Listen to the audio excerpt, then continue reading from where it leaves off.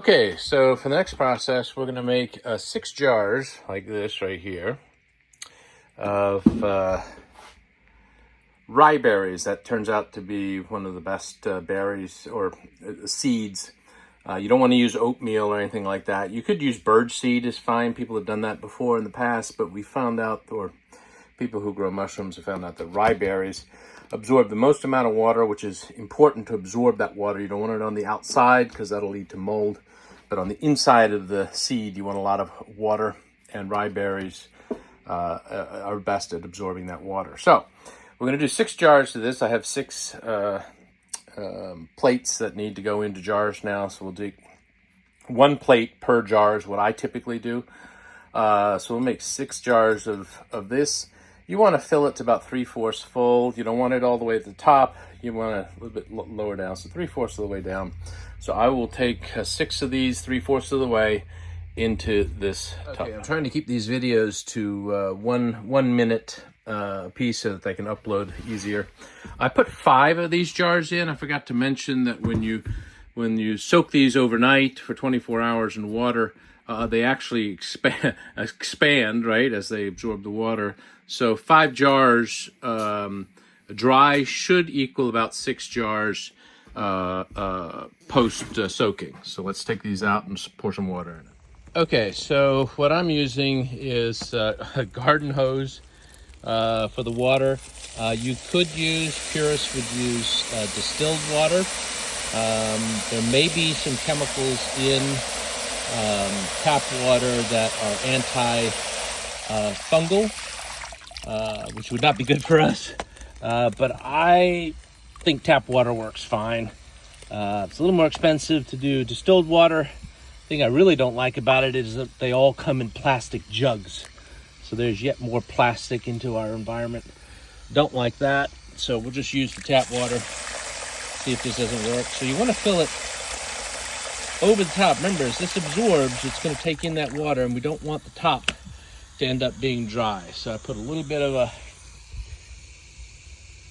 over the top of it, made sure it mixed around, make sure everything's wet, and then we'll let this soak for 24 hours. Okay, so now we've let it sit for about 24 hours, give or take. You can see that it's come up a lot closer towards the top, so it's absorbed quite a bit of water. What we're gonna do now is boil this. So we got it on high, get it up at the high there.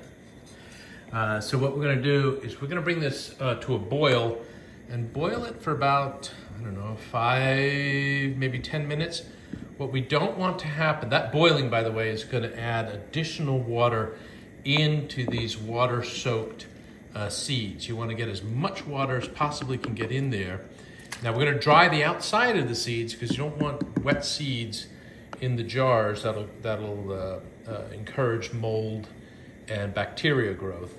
But we do want as much water as possible inside the seeds, and that water the mycelium can get to, but the bacteria and mold cannot.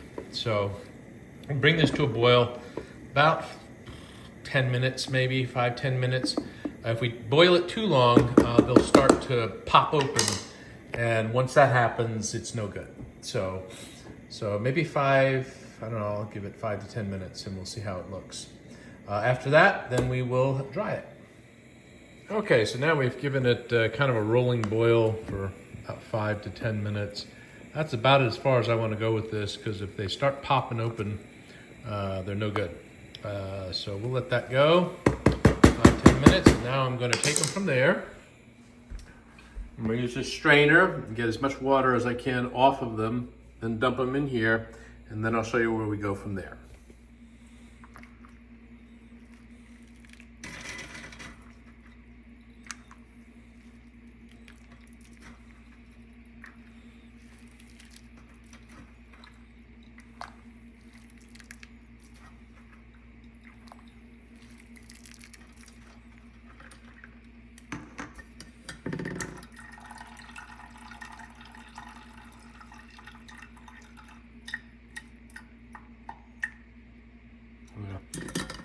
See, this one popped open, so that one went too far. We don't want that in there. That's out. All right, and on it goes until we've done the full thing. Okay, okay, so we've got the buckets all done. This is just the water that was drained, and I've drained this several times. And then it's all here, but it's still moist on the outside. These berries are still moist. So what we're gonna do now is flay this over a towel in the garage and allow the steam and everything to kind of get rid of the external moisture on these seeds.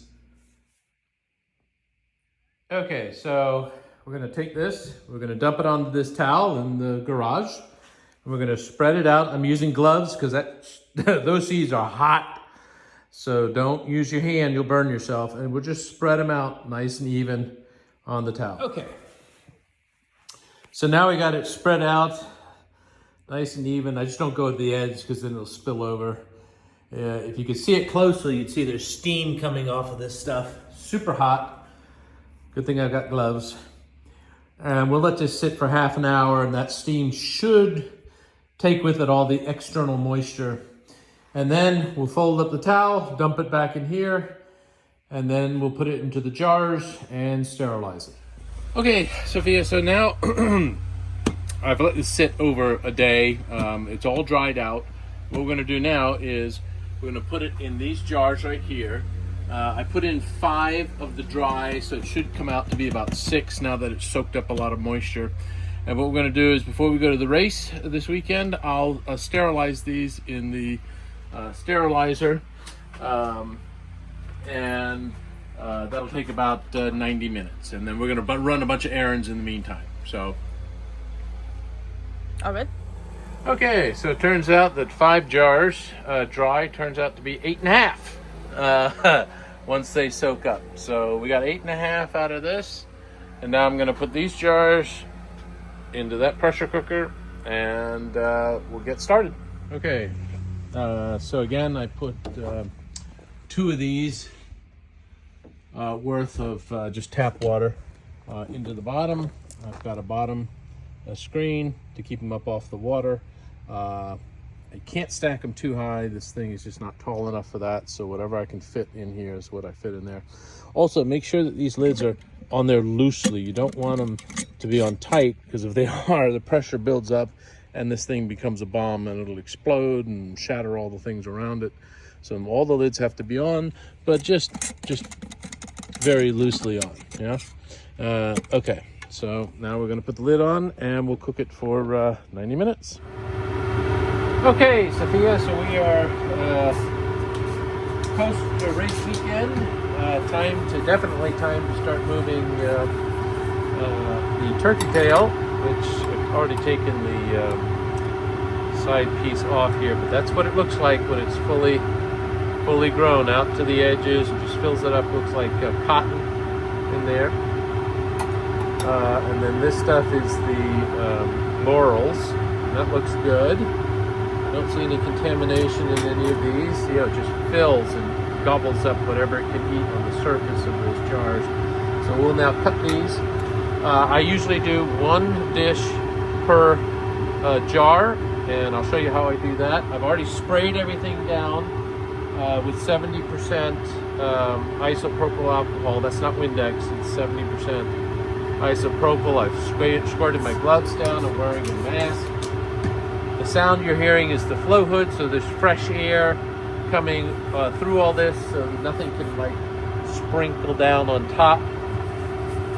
I've got this scalpel. I'm going to, that's an alcohol lamp, 91% isopropyl alcohol, so that burns. So we'll take that, we'll heat this up. And then I'll take one of these. And yes, it's very hot and it'll kill anything it touches, so we'll just dip it right there, pull it down. There we go, nice and cool. Now I cut through this and I make little squares.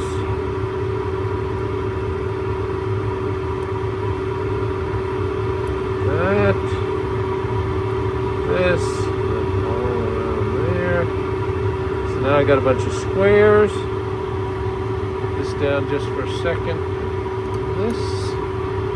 Let's pick this jar since it's the closest one.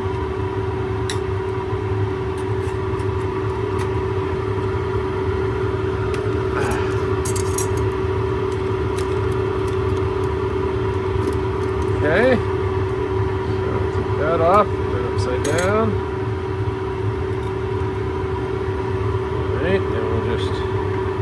Start dumping these in. Like this. There we go. Oh shoot, this video is getting long. All right, let me put the top on. Okay, we'll shake it up a little. There we are. Now we got one jar with those squares in it, like that. Okay? Now, just to show you what we're hoping will happen, you see how this jar, this is one of those that I did before. See, it's filling up this entire thing.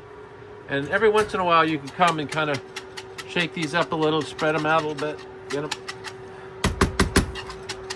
shaking up. Let's get that spread. Oh, look at this turkey tail. Woo! This jar is almost done. Look at that. Beautiful. That's the way it should look. All right. Yeah. That's got a little more work to go. So that's what we want to end up with, this. And then once we're done with this, we'll take what's in there and we'll mix it with some of this, which is just hardwood pellets. And that's what they like to grow on, and that's what they like to fruit on. So that's the ultimate goal of this. All right. Okay, so this is the last video in this series. We've done the switching from the jars to the, switching from the plates to the jars. And this is what it looks like when you just shake them up, get them in there. No real order to it. But that's what we want it to do. Shake it around. Get it all mixed in there. And then eventually, it'll start looking like these. Oh, beautiful. Look at that. Ah, gorgeous. Wait till that whole thing is filled. Like this one. Oh, this one's ready. We're going to have to go on to step 3, and that's putting them into their final home where they fruit. But anyway, just wanted to end this video. This is what we did today. And anyway, there you go.